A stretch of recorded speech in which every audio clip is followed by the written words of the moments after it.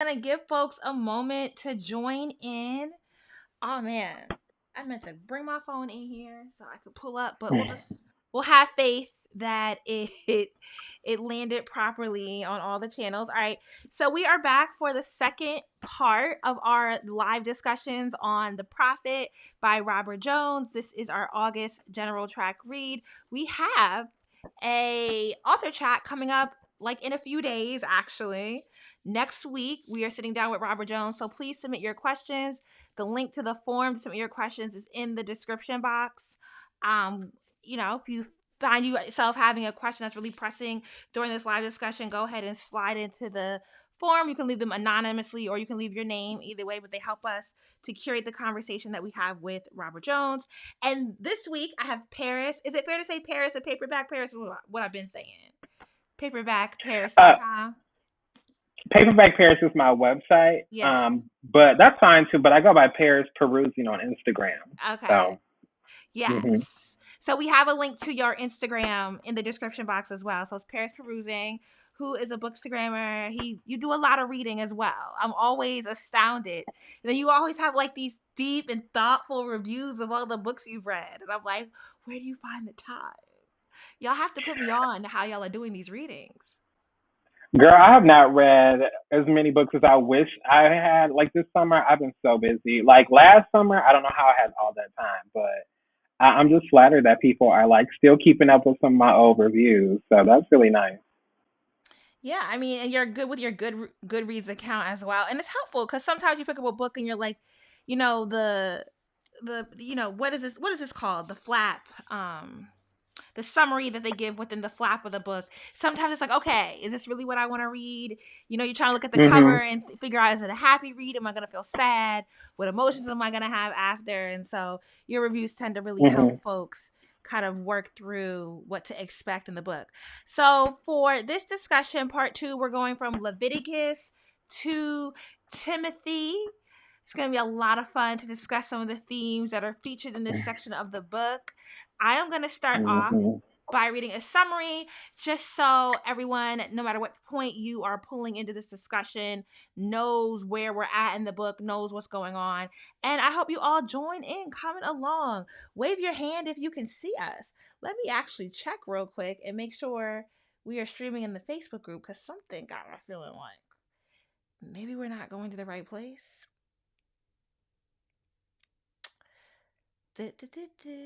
Okay, yeah, we're live. Let me. Don't you love technology? I do, and I keep saying, "Oh, I need to hire a tech person that could at least just like when we're doing the lives, log in and send me a message and say all is good." Because I'm Right. always worried, like, hmm did I do it correctly? Do I have all the pieces done? All right. So let me just get into the syllabus, which you can get at smartbrowngirl.com. Please help support us. Every purchase that you make from the store helps support the work of the cohort. We are a nonprofit. Okay.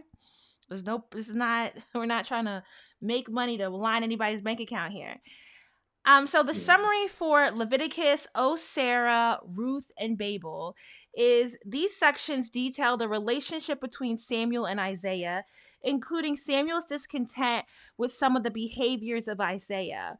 We learn of Sarah, who yearns to be reconnected with a woman she loved from another plantation. And we learn of Ruth, the wife of Paul. She has an inquisitive and deceitful nature that impacts those around her. Babel describes a violent experience felt by Samuel and Isaiah at the hands of Ruth. I actually think this section might have been a little bit harder. This probably was the hardest section for me to get through, particularly the Really. chapter with Ruth. I was just, Ruth is the character that, she's very much present, and we come across Ruth every day. She's very deceptive, very selfish in a way, and she's calculating too, which I think is really interesting. I think a lot of these characters, they really just kind of blend in, but as far as, the white characters are concerned, but I felt like Ruth, this chapter really revealed her true intent and her true colors, which we see that all the time with these types. I mean, we call them Karens now, but they were Ruths mm-hmm. back then. I mean, yeah, it definitely is like the theme that we've seen in slave narratives of what does it mean for the white woman on the plantation. Mhm. What does it mean for this woman who gets to, well, and I think in reading this, I was thinking about all the books that we have read in the book club. So one of the books we've read is Alice Walker's In Search of Our Mother's Gardens, and the title essay from that book talks about how we need to take a different look at our mothers and grandmothers, because they didn't get to be the dainty women who were painting in the field. They were always working in Mhm. the field. And so, like, and then Mhm. we read Hortense Spiller's Mama's Baby, Papa's Maybe. And again, she's also making the point. And then Toni Morrison obviously makes a point about who gets to be a mother, who gets to be a woman. And like Right. for Ruth, who like kind of, she's kind of, is it flimsy or flouncy in like her femininity, as she like kind of just mindlessly like weaponizes it. I, I feel like she, you know, it's hard to see these characters and these women as innocuously being weaponizing their femininity. I think that Ruth is very. I think I used the word calculating to describe her. We see the way that she kind of flaunts her position as a white woman over even black men. She understands where she rests in the hierarchy. You know, you guys are slaves, even though I'm a woman who's still under some sort of oppression by the white man, and even her son, which you kind of see kind of vestiges of that later on in the book, where you see her son kind of taking helm after his father. But Ruth understands very well that even though she's a white woman and she's supposed to be dainty and kind and soft and gentle, she understands that she can use that to her advantage. She can use that to inflict harm against any mhm. slave, whether it's just or not. Which, I mean, what was any treatment of the slaves back then just at all? But No. So women, you know. what I mean by like flimsy, it's not that she's like what I mean by mindless, because I did use the word mindless. It's, I think, yeah, you're right. She's very aware of the power that she holds, and I do not think that Hmm. her deviousness comes from a place of not thinking. But it's almost like when I was like the way I read the character was almost that there's like this sort of mindless assuredness that she will always be okay. Like Oh yeah, the absolutely. the way she like tramples through the garden late at night, like, oh, I just want to, like the way her thought kind of progresses towards, oh, let me Hmm. just go take advantage of these young bucks that my husband owns. Right. It's so like, I guess to me, yeah, maybe the better word is careless. And it's something that I And don't she identify with, because I can never move through the world in such a careless manner and know that I'm always going to come out okay. right, and that's actually what I was gonna like harp on was that white women, they have a history of being careless. They don't have to be on point or accurate or anything like that. They can make mistakes.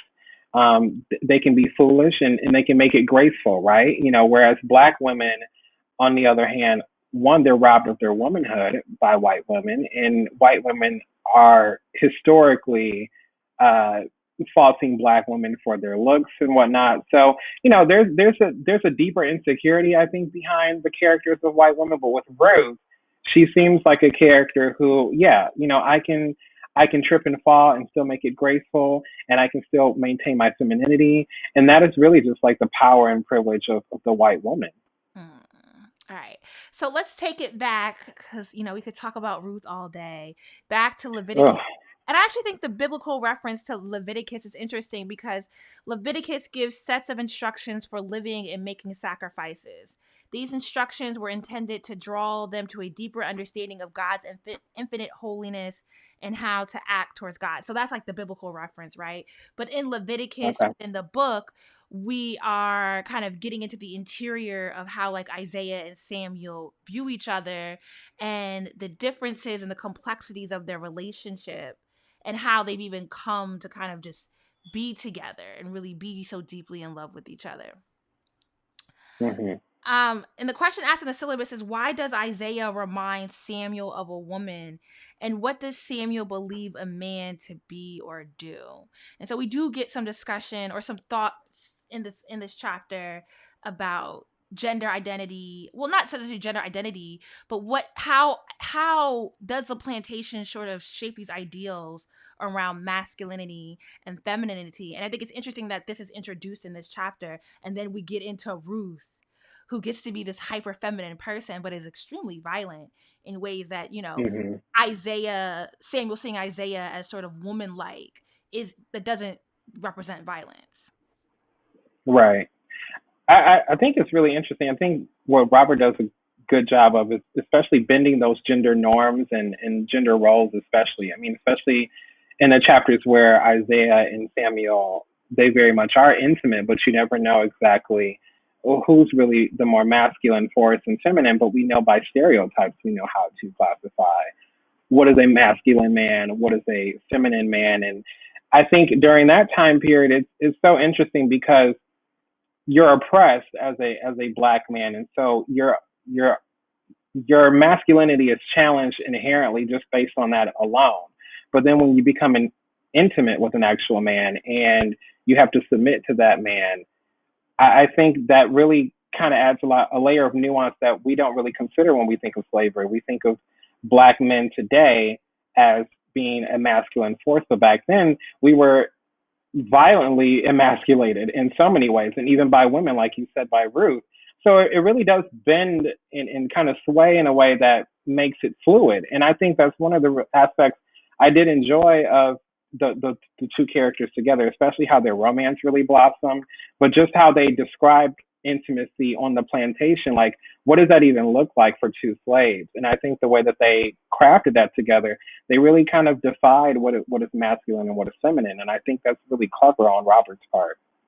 Yeah, and I think when he loops that back into Kasungo and the parallels to, I guess, what's implied, where maybe, well, I don't know, it's implied that all the enslaved people on the plantation come are connected to Kasungo, or is it that's particularly Maggie and therefore Samuel are connected, or maybe it's Isaiah that's connected to Kasungo. I know that later on in the book, which I know I don't want to spoil for anything, but those ties are revealed. I always felt like Maggie and Samuel had some sort of connection.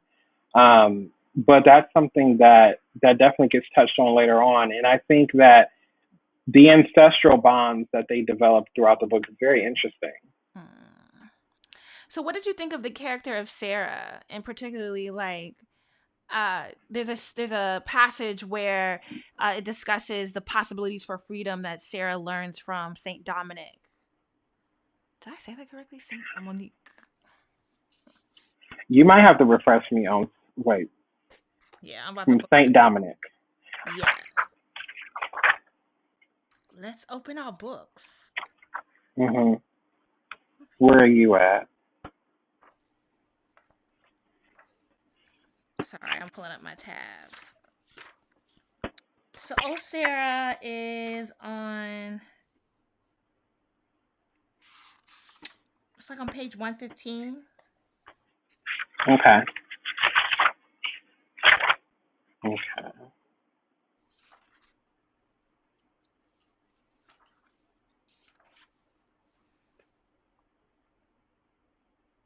Oh, where she's referring to before the ship, Yeah. before being brought to the plantation.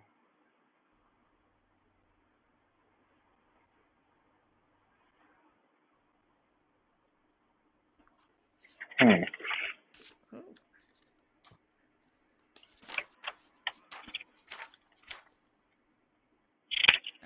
just. I took notes too, but I'm like, okay.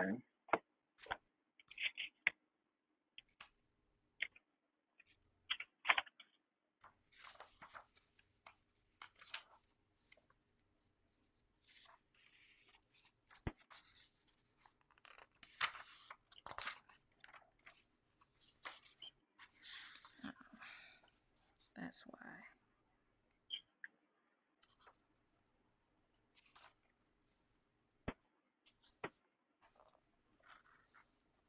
Mm,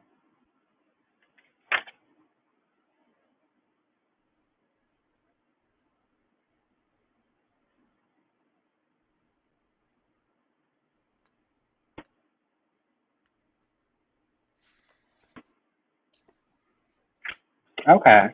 So at the bottom of 115, it says there were words being carried across waters after she was sold from Dominique.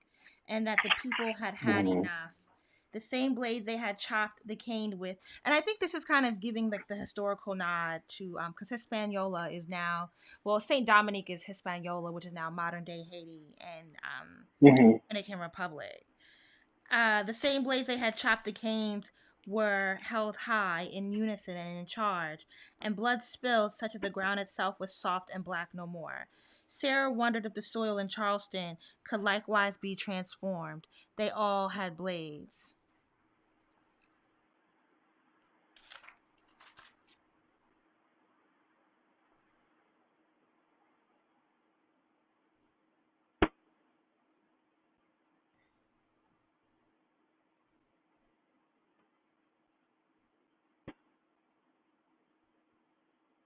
And I think the sort of implications here are, for whatever reason, the what she experienced in Saint Dominique. Why is that word tripping me up?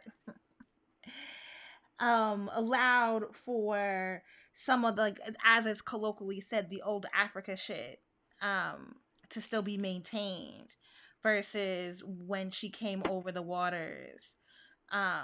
It was more like turned against, like, we are here now, ain't we? What's the difference do it make about before the Mhm. shit? That was the danger was alive, you here was living, nothing there can save us now. Mhm. Yeah. And Sarah's character, I feel like, is kind of just is introduced to, again, give the narrative of the idea of where did we get gender, where did we get these ideas of binary sexuality from, that these are Western concepts Mhm. that have been defied by the people who were enslaved, that these were not things that we came over with, but things that we were forced into. Right, and you see a lot of that, especially in the king chapters, where you have a woman as king, and she has what, 6 wives, I believe, and so just and then Sarah does make an observation about Isaiah and Samuel on the page after, where they talk about um, Isaiah choosing woman or freedom, and so I think what that shows is an act of defiance as well. Do we stick with what our masters have told us and taught us, or do we choose a life that it may still be hell while we're on this plantation, but do we choose to love and like what we like, or do we obey what the master has given us? And so I think that's an act of defiance in and of itself. Mm-hmm. And so Sarah's observations, they're very much relevant. So I think that, as far as, can you reiterate the question, that your initial question again? Oh, I'm sorry, I didn't scroll away from it. Let me pull it back up. The Oh, you're question, fine. the original question we were talking about, well, what were the possibilities of freedom Sarah learned from Saint Dominique? And then we do get Okay. into what does she see in Samuel and Isaiah, which is what you were touching on. Yeah, I think Sarah understands that she's looking at two individuals on the plantation who are defiant, and who are going against what they were beaten into learning. And so I think that they're choosing freedom for themselves. And so, even though it goes against, at the time, what was normal, which is heteronormative relationships, the breeding culture back then, um, that being symbolic of choosing woman, whereas these two men who are doing something that is back then probably unheard of. But I think that's an act of freedom in and of itself, to go against that, even though that death was probably going to become of that. So. Mm. Yeah. So I guess getting back to Ruth and the actions that she take before we move into the next section, because I don't think we've necessarily addressed exactly what that scene was with Ruth going into the barn and Mhm. attempting to, essentially sexually assault and rape Samuel and Isaiah, and then when she's Mhm. unsuccessful, she She thought it was a tells a lie, which, we have so fit. many points in history to parallel that moment to. And then Mhm. it's presented, and then I think she tells a lie to James. Am I remembering correctly? I don't know why Mhm. I didn't write this down in my notes. um it's James who carries out the punishment. And it's kind of alluded to that, like, the tale she tells is so unbelievable, but she said it, so you have to punish for it. Like, there, whether or Right. not she was being honest about what really happened doesn't matter, because you Hmm. can't allow her to feel a certain, you can't allow this white woman who is the matriarch of the plantation to feel offended, to feel disrespected, and not have that feeling of disrespect punished. And so we Yeah, get because that disrespect translates to the man too. You know, yeah. you disrespect his woman, then you definitely disrespect him as well. So he has to avenge her in some way. And so we get into Babel, where, and I referenced this in the last discussion with Jerry, because a lot of these themes in this book reminded me of Barry Jenkins' Underground Railroad series.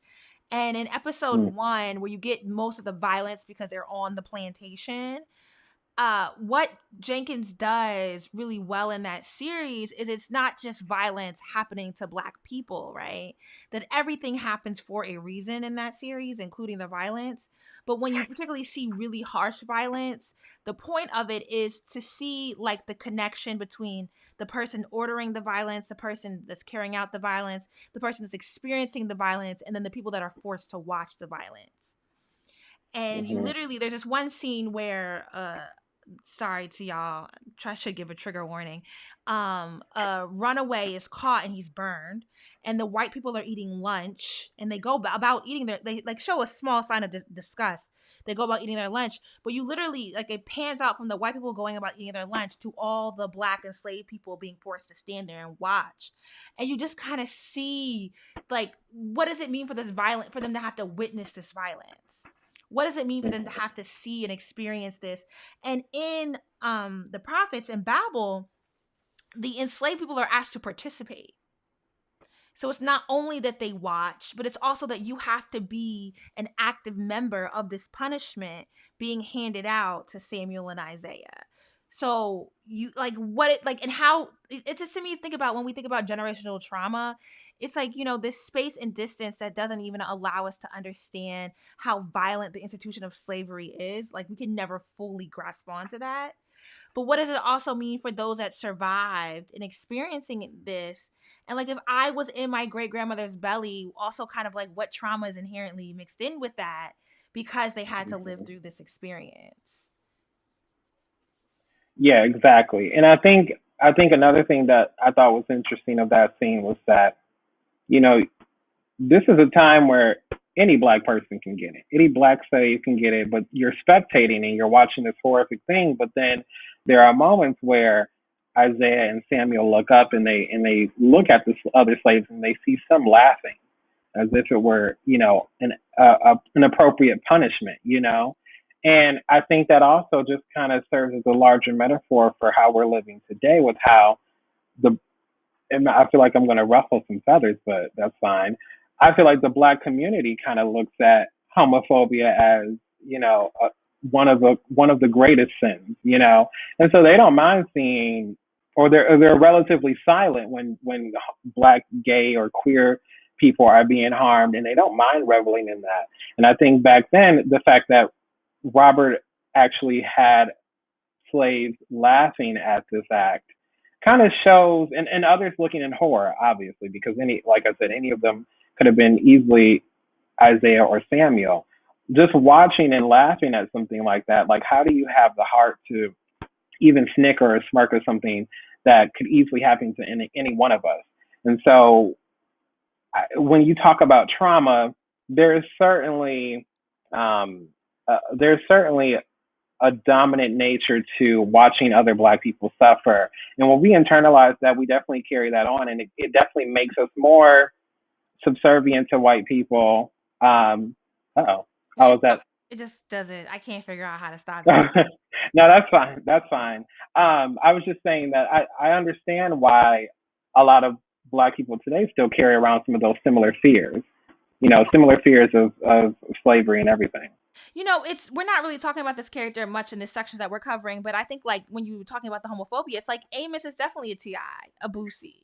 Mhm. Absolutely. You know what I mean? Mhm. Like, the holding on to this patriarchy that's so, and like what's crazy for Amos is that this patriarchy so clearly caused not only harm to him but harm to everybody on the plantation, and he still thinks that Right. there's some worthwhile reward to get from investing in it. Like, it's crazy that the slaves would be or enslaved people would be homophobic, Right. because Samuel and And Isaiah that are actually defying the violence that they have to always experience on the plantation. Like, they're not participating in raping other women. Like, and they're right. not doing anything harmful by loving each other. And y'all are so convinced. And it's like, as you were saying, everyone can catch the heat. Like, you're on a plantation, nobody Mhm. is safe.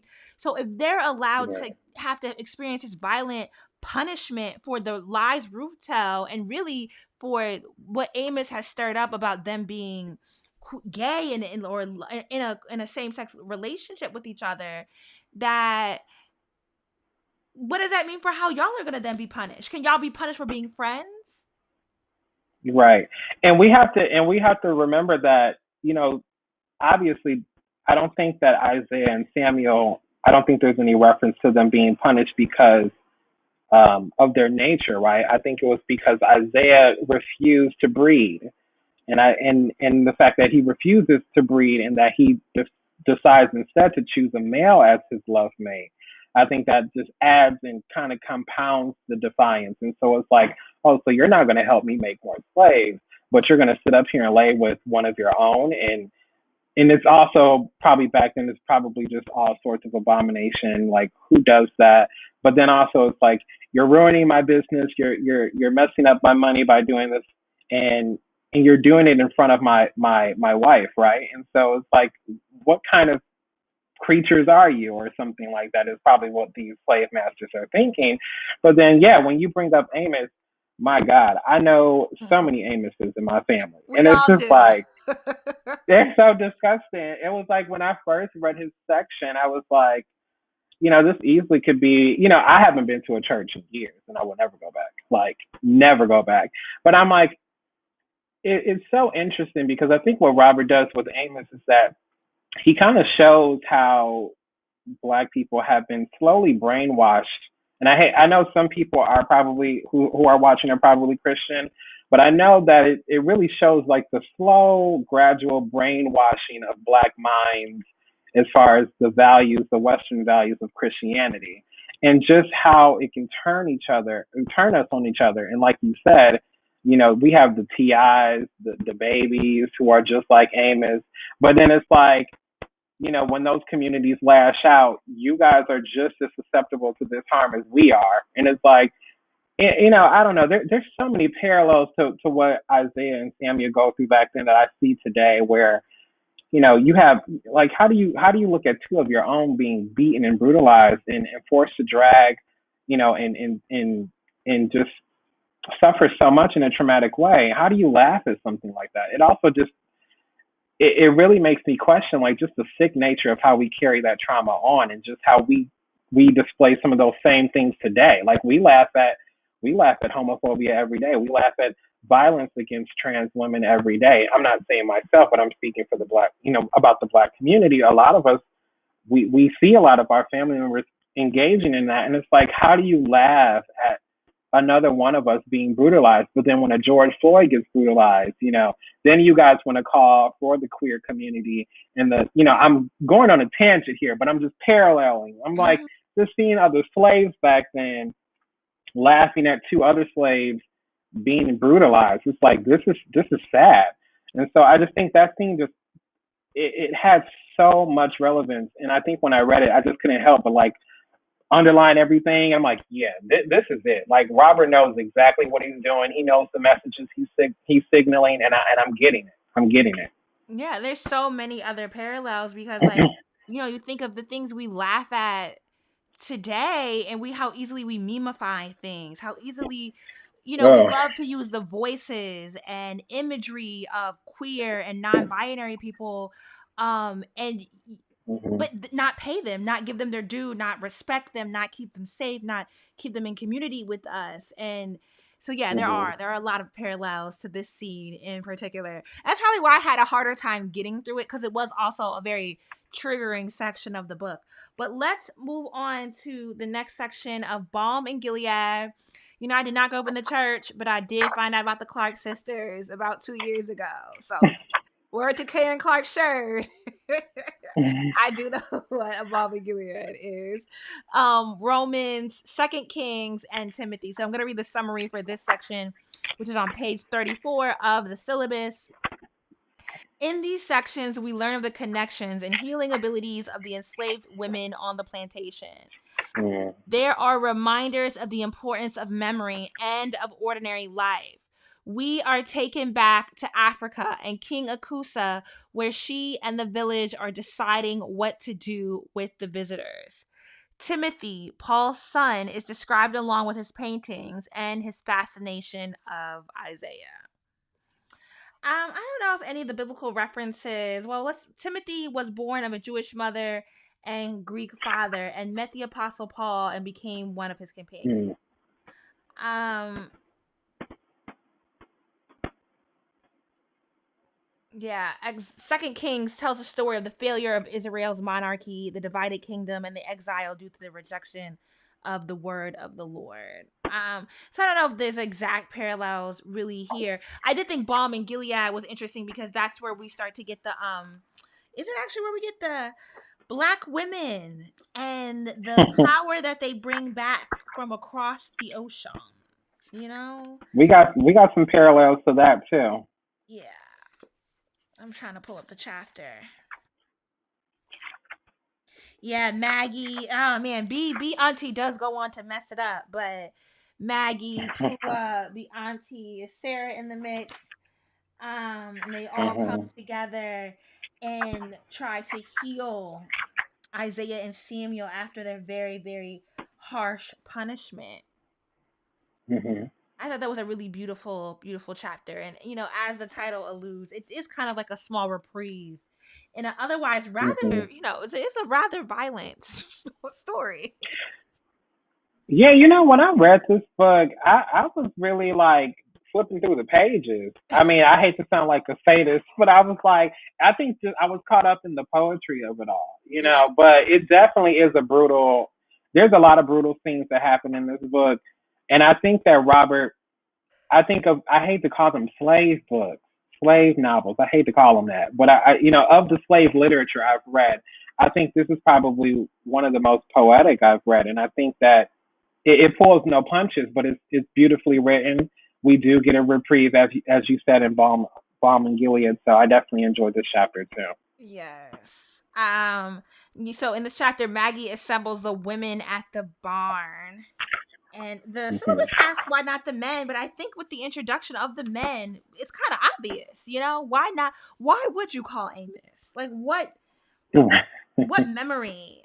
You know, and it's actually like Amos is trying to so hard to fit into this modern world, even though the modern world they live in, he's not seen as a human being, but he wants to fit himself into that. Versus Hmm. Maggie and Sarah are pulling from what essentially is looked at as the old world or Africa, and pulling from the culture that they were ripped from, and they're bringing Pua into the fold. Unfortunately, B Auntie is just a horrible person. But they tried They with do. so little, and it is just kind of like you know, there's a theory. I don't necessarily think this fits into, well, maybe it does. And Maggie in particular, and we probably won't get to address that within the live discussions because we don't want to spoil the end of the book, but Dr. Joy James' theory of captive maternal, and having to feed into a system that's built to kill you, but in order to, you know, help people survive. That they she you know she's taking care of Isaiah and Samuel and ensuring that they don't die and ensuring that they don't pass on. And yeah, in some ways that does benefit Paul. That does allow his plantation to keep running. But it also is like it's a response of love, it's a response of care, it's a response of compassion. That what are the choices that they really have in this matter? And I mean, the theme keeps coming up as like, at what point is somebody going to run, even though, like, where can they run to? Right. Yeah, I think I enjoyed Maggie's character, and I think I didn't realize that she was such a sage in this book, and I didn't know that she was somewhat of a mystic, as we know in this chapter, and that she's drawing from the that ancestral power. But like you said, I think Maggie serves a good purpose in the book. I mean, as far as being a healer and someone who can communicate with the old gods, but there's also, yeah, like you said, at what point do we plot an escape with these powers? But are these powers limited by any way? And how far will they get us truly? Because I think one thing we realize with this chapter is that a lot of the power that Maggie and Sarah exhibit is only witnessed by other slaves. And so it kind of allows us to explore whether or not the powers that these women have, does it extend beyond the plantation, or is it simply all in our heads in some way? I'm gonna skip over the discussion. I mean, if we have time, we'll come back to the discussion about Kosi and Alewa. But I want to get into Timothy because we got about 15 minutes left. Oh, okay. And I feel like the character of Timothy, there's much to discuss. Hmm. In Yeah, Timothy, he even got the on my nerves. way, okay, so we get this theme about, like, going into the big house is a trap. Entering Hmm. into the big house, like, once you walk in, there's no getting back out, and there's no kind of getting back out without some punishment happening. And so when Timothy is kind of chasing after Isaiah and wanting to paint him and constantly goading him about, come in and you look at what I can do for you, and making all these promises that, what does a white person's promises mean during the time of enslavement? Nothing. Like, what does it Right. mean for him to promise anything? Or even, like, we go back to Timothy. What I will acknowledge is I didn't necessarily understand what Timothy was experiencing in Boston. But I don't know that I cared to understand. It might have been the part. I was trying to get to something else in the book. So when he was in Boston, I was like, what is this boy going through? Yeah, Timothy, he's a very interesting character, especially he has a fetish, we know, and it's very disgusting, and he definitely he takes advantage every way he can. And I think Timothy is one of those people who goes to extreme lengths, even though it's subtle. As you said, everything is pretty much transactional with how Timothy's like, I can do these things for you, telling Isaiah, where do you want to work, or where do you want to be placed on the plantation in exchange for me painting you? But then his painting turns into something more, suggestive, and then it becomes intimate, and then it becomes assault. And so it's very gradual as whiteness exhibits its, pull over people, but it's always insidious. It's never good faith. It's always insidious. And Timothy is, being a white man in this book too. That also gives him a level of power because he's going to own the plantation, inherit the plantation after his father. So he's like, that's even more tempting. But Isaiah kind of knows. He's smart enough to know that something's not right here, but he has to do what he's told. Yeah. And in page 42 of the syllabus, it actually pulls a quote from page 180, or is that page 193? Let me see if I can pull the direct quote up in my book, since I have it on my lap here. On page 193, where we are talking about Timothy. And the quote is, let me see, where on the page is it? Oh, it's the second paragraph. He had learned that horror could be planted like seeds, spring to life if given the right tenderness of soil, water, and shine, unfurl slowly beneath the earth's skin, burrowing down even as it stretched upward toward an open sky. And this is kind of, it's taken on, I guess this is alluded to what he had learned while he was in the North. And I guess that speaks to like maybe how he's differentiating himself. Interesting, maybe that like is he differentiating himself from his parents from how he sort of enacts his violence, in that it's slow. Maybe he thinks he has patience, but he still You know, enacts it nonetheless in the way that his parents are much more hmm aggressive and like, no, I own you, you n words, you're mine. right. You know, what I call Timothy is, you know how we have the good racist? He's like the good slave master. You know what I Mm-hmm. mean? Timothy is very gentle with his racism, very gentle with his assault and abuse. And like how Ruth points out several times, she tries to correct his language when he calls the slaves Negroes instead of the hard ER at the end.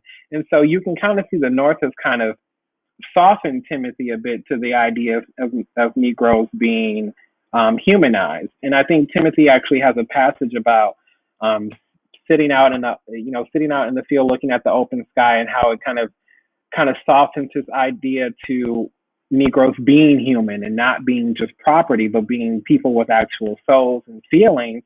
But then he goes on, like you said, to still enact his violence by, using that sort of he tries to make himself be like, I'm the friendliest of my father and my mother. You can trust me, Isaiah. You can, come to my bedroom, let me paint you, see what's your favorite color. I want to get to know you, even though in the back of his mind he's really once again calculating how he can make his move, and he knows it's a power play, and that power play comes to pass at the end, and the salt blooms from that. And so it just shows you the many hues of whiteness, and how it can be violent even in the most subtle of ways. It can definitely still be harmful.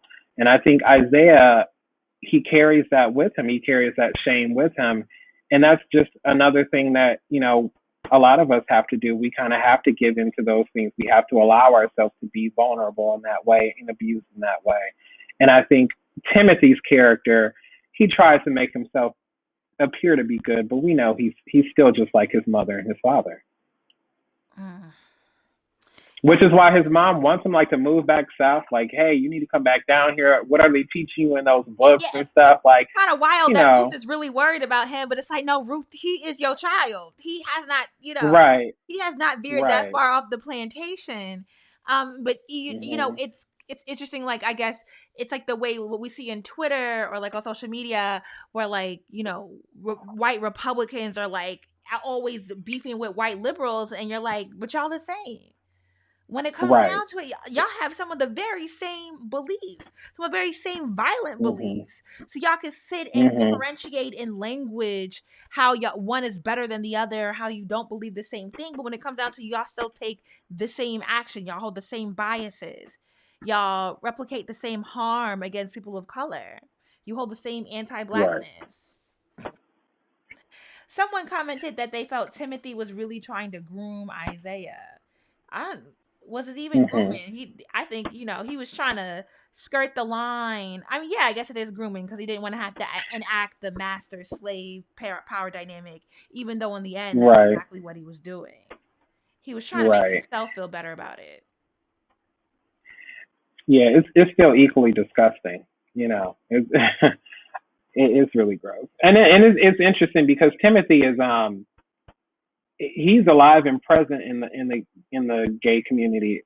Like, we have a lot of Timothys who kind of come off as, oh, I'm not fetishizing you, I don't want you for just your body. I want to get to know you. And then when it comes down to it, it's like, no, this was all so I can see you, so I can take advantage of you, so you can.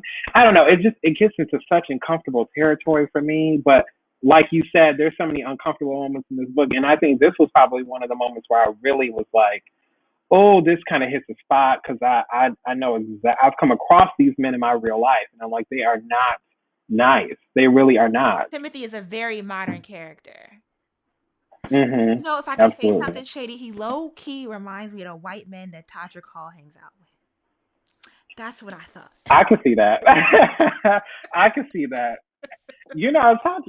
I'm not gonna talk about Tantra because I don't No know what that comment. means. We don't gotta get But shady like that. But like, I was getting a real good visual in my head when I like, Mhm. especially when we get him into finally getting Isaiah in the house and that whole scene. I was like, oh, I know exactly the kind of person that Timothy is in Yeah. 2021. He's giving me the exact sort of commentary on the liberal gay white man who claims to be an ally but is really after his own pursuit of power. Mhm. Yep. All right, well, let's close it out and take it back to we're going to go backwards here. And I guess go back to Second Kings is where we go to Kasango, and Oh. the way that Samuel and Isaiah parallel Ilewa and Kosi. And again, just Mhm. to reiterate the point for me that I really took from the scenes in Kasango was, when we read Hortense Spiller's Mama's Baby, Papa's Maybe, and she's talking about American grammar and how we've absorbed white supremacy in our language, which also goes to Toni Morrison's point that in America there is no language without race language. Um, but like when we were reading Mama's Baby, it was like I kept thinking, and Bree actually said this in a live discussion that we did. Like, where do you get this from? Like every time we were breaking down the essay, the point that Hortense Spillers is making is like when you define manhood and womanhood, motherhood and fatherhood, daughter, son, man, woman. When you take these binary understandings of things that, like, if you really look at the history of Black people in America, we were never allowed to be, and there's always been structures and Mhm. systems that have kept us from fitting into these definitions. Where did you get this from? Why would you hold on to Mhm. these definitions that are actually very harmful to your own community? And that's what I kind of thought Mhm. of Alewa and Kosi. And I don't think in this section we get to them, the characters that are on the slave ship, but thinking Well, about no, like, no. yeah, but like there is a passage later on in the book that talks about like a character, and depending on how you read it, you might have made assumptions about what their gender identity is. But it's kind of like, Mhm. well, they haven't decided yet. They haven't had that ceremony Mhm. yet where they get to choose who they want to fully become. Mhm. And this reminds And me I of, thought it was. yeah, I'm sorry, go ahead. Oh no, you're fine. No, I was gonna chime in and add. I love like what Robert does in this book with gender and just sexuality and all of that is so beautiful because I feel like I don't think until maybe in recent years I found out that I know that our past was very nuanced when it came to gender, sex, and all of that, but I never really looked too deeply into it. But there's something about reading the King's chapters that I trust it. I feel like a lot of our ancestors really were fluid in that way, and it was just such a beautiful thing to see all these characters kind of just defy, like you said, defy gender, defy those Western roles and those Western ideologies of what a man or what a woman is, and they just be themselves. Which is why when Kosi and I'm sorry, the other name I can't pronounce, Alewa. I say Alewa, Alewa, but I might be mispronouncing it as well. Oh, well, as well. when they're before their ceremony took off in this chapter, the so-called guests who they find out what they really are. He says, what is going on here? What's happening right now? Well, there's a ceremony happening between these two men, and he's like, well, why is there a ceremony happening between these two men? And then the king is like, what do you mean? This is normal. This is what we do. And the thing responds and says, well, you should learn about our religion. You should learn about, our religion and Christianity because this, what you're doing right here is not normal. And she's very much offended by that because it's like, what do you mean it's not normal? It's normal in our culture. And so that really hit a point for me too, because it's like it feels so right. Once you're with someone and you bond with someone, it doesn't matter what their gender is. And I think the way that Kosi and LA was relationship forms, even albeit I won't say it that because it's going to spoil something, but I think the way that their relationship progresses through these chapters is so beautiful, but also very tragic when conflict comes, you know. Yeah, I mean, the ending of the book is we just gonna have to talk about that with Robert himself. It's a lot. It's a lot. But it's so beautifully written though, right? I don't know that I've actually worked through my feelings of the ending yet, because I was waiting for like this moment, and then you get like there's a reveal that happens, and I don't know. Do I feel Hmm. happy? Do I feel sad? I was just left with a Hmm. lot of thoughts. Yeah, there's a lot going on there. I think I would love to watch that discussion because I have yet to really wrap my brain around that. But I don't know, something about it felt right to me, but I wanted more of it. But this book is very, very big. There's a lot of characters, a lot of There's things a going on lot in here, a lot of history going on happening. here. It's a It's a read. lot, Like this is a read. right? It's a read for sure. Hmm. And you get to the end, and it's like, oh wow. And Right. I don't know. I low key think I'm probably gonna reread the ending before I do the author chat on Tuesday because It's you might want to because it's like such a moment, and there's like so many things happening. People going this way, going that way. Some people falling down. You never know what's gonna happen. I think that ship moment though really got me, and I was like, this book is just a gut punch. I don't know. I really enjoyed it though. it doesn't let up. It doesn't let you turn away. It's like if Mm-mm. you want to be a witness, you want to witness. You want to really witness the things that got us to this moment today and that connect to so many of the wrongdoings in our community that we're trying to undo, right? Like there's so much of the homophobia, the Yeah. transphobia, so much of the toxic masculinity and the patriarchy that exists that is just harmful to so many of us, and like look how silly it is for us to hold on to these things. Like look at, That what they're rooted in. and that's why I was so excited that you chose this as your book club pick because I'm like, this book is just there's so many parallels to what we're going through right now. When I was reading it, I'm like, this book could have been easily written, yesterday. Like this book is just everything that's happening. Like if our people just became a little bit more open minded and really, really kind of expanded beyond their westernized, beliefs, which are not even ours, as this book will inform you. I think we can just be such a much better people, a much more united people. But I think this book makes some very big ideas, and I think it's a very good book to pull out, especially during this time where so many of us are divided right now. Yeah, there's such a I was just really excited. there's a whole anti-intellectual movement happening on YouTube, and part of the theme of the book club is that we are trying to do work to counter the disinformation in the Black digital landscape. I think at this point, I feel like a lot of like the things that the harmful or the bigoted rhetoric that's really kind of, I feel like there's Hmm. almost like a resurgence of it. And I don't know, am I being like hyperbolic or myopic in that thought that like I feel like the violence, it's not it's not like, oh no, I don't walk outside and think I'm going to get shot, but I do think Right. that like the way we experience casual trauma and interperson and intimate spaces, it's kind of resurging again because of the pushback, like just a discourse that like what kind of media do Black men absorb or do they get to watch these days, and like like the rise of like a Kevin Samuels and like a Joe Budden podcast, and even the comedy videos, right, how they rely on these tropes and images of queer Black people and Black women, Hmm. and this whole discussion about having an exclusive space for Black women against trans Black women, all these like moments that are happening.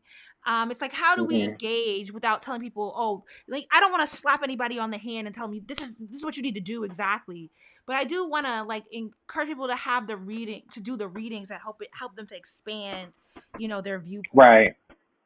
Right. And this was an excellent pick because the conversation of Black apathy and the way we respond and digest violence happening against Black bodies and how careless and how emotionless some of us can be, when we see a Black person die just because, oh, it's Black Lives Matter until we find out that the person was trans or that person was queer, or we sometimes we don't even see it in the media at all.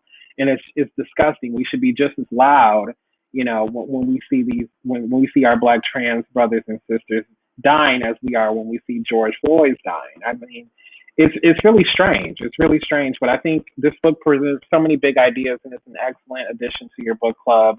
And I think this is an amazing conversation to be had too, especially with all the ideas going on in this book. Well, thank you for joining me. I really appreciate you for coming in and giving us your time and your intellect Yeah. labor. We really appreciate it. I hope everyone, whether you're watching now in real time or you're coming back to this at whatever point you have, or whatever point you have the opportunity to pick up Robert Jones, the Prophet. And as my camera goes out, I'm trying to give a moment. The technology is not supporting me here. But whatever point you get to come back and watch this discussion, I hope this was insightful. I hope this helps you to engage even deeper in the reading. As always, you can pick up the syllabus, and please don't forget, if you are watching this before August 24th, please submit your questions. We need your questions. Thanks for watching, and see you on the other side, guys. Bye.